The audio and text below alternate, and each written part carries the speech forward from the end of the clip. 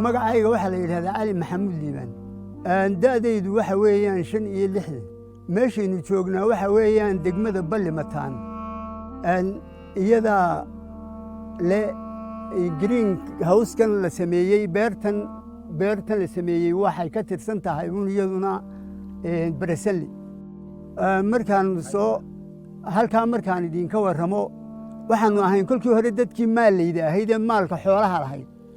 abaarihii baa dabadeedna xoolihii jiiray dadkii qaniga ku ahaa xoolaha baanu ahayno abaarihii baa jiiray oo dabadeed ilaahay halkaasuu na keenay xuduudkan Somalilandna waanu deegaanka iyagu u badnaan jiray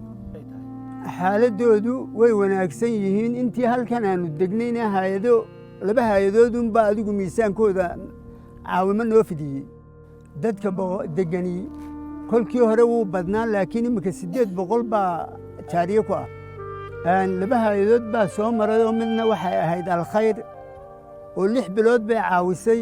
mid kalena soos baa la oran jiray oo waxay caawisay iyaduna 6 bilood imika se waxa hay'adii ma caawiyaan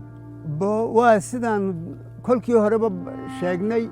waanu idiin mahad celinaynaa booqashadayna soo booqatay kun goor baanu idiin mahad celinaynaa